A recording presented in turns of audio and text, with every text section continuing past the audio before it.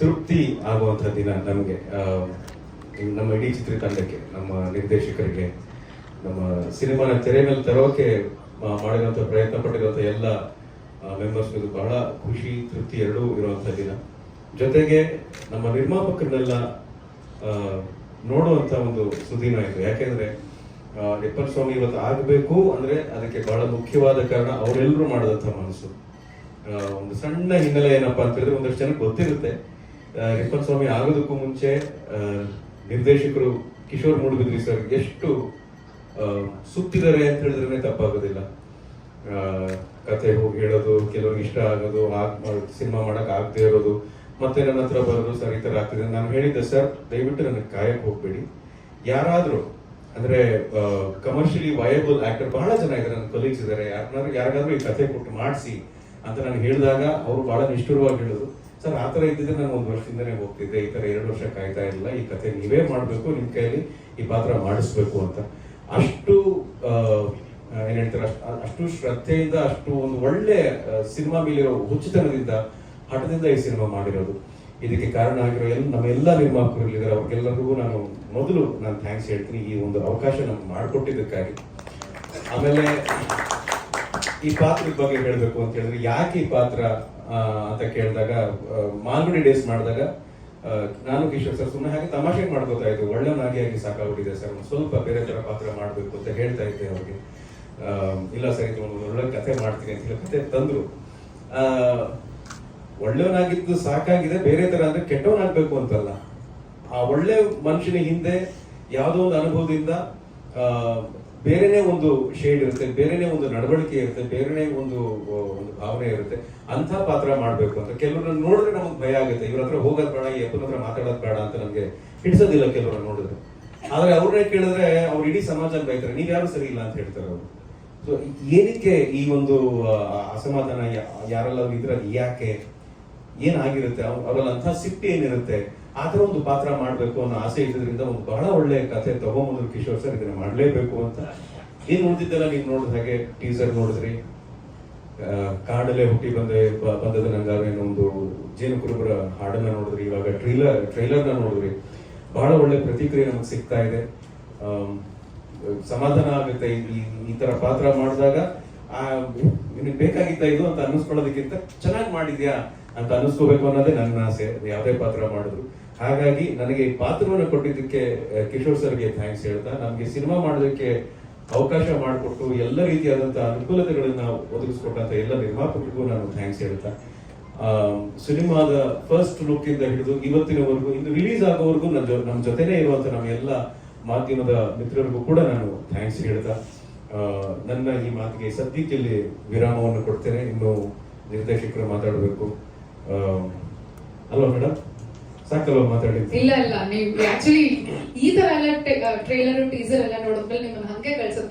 ನೀವ್ ಹೇಗ್ ಮಾತಾಡ್ತಾ ಇದೀರಾ ಗೊತ್ತಾ, ನೀವು ಕ್ಯಾರೆಕ್ಟರ್ ಇಂದ ಹೊರಗಡೆ ಬಂದು ನಾರ್ಮಲ್ ವಿಜಯ್ ಅವ್ರ ತರ ಸಾಫ್ಟ್ ಆಗಿ ಕ್ಯೂಟ್ ಆಗಿ ಮಾತಾಡ್ತಾ ಇದೀರಾ.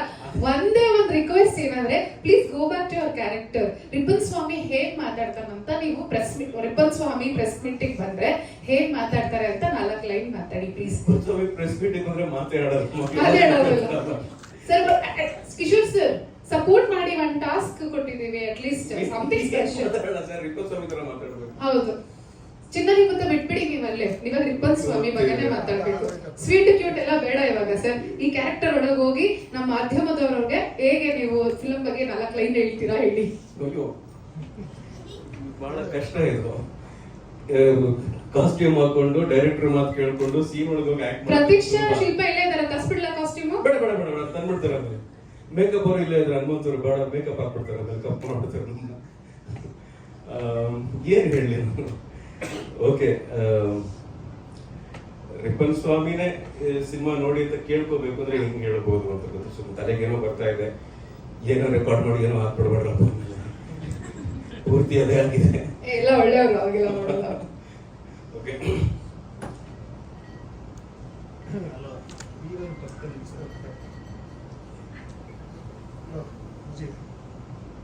Direct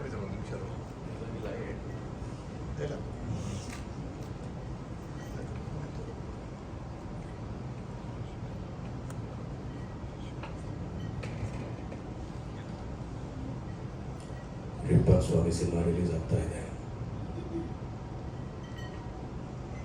August 29.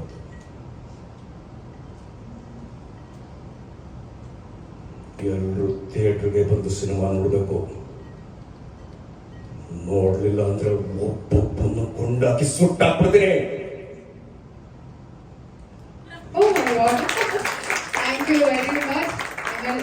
ನಾನು ಹಂಗೆ ಹೇಳಿಲ್ಲ ಸರ್.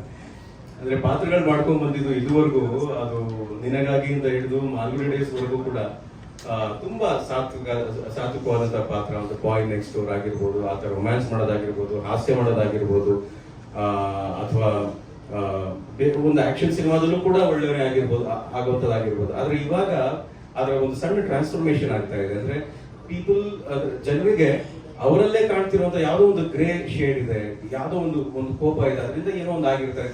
ಅವ್ರಿಗೂ ಕೂಡ ಒಂದು ಕಥೆ ಇದೆ ಅವ್ರ ಜೀವನದಲ್ಲಿ ಅಂತ ಪಾತ್ರ ಮಾಡಬೇಕು ಅನ್ನೋದು ಆಸೆ ಸರ್. ತುಂಬಾ ಚಾಲೆಂಜಿಂಗ್ ಆಗಿತ್ತು. ಯಾಕೆಂದ್ರೆ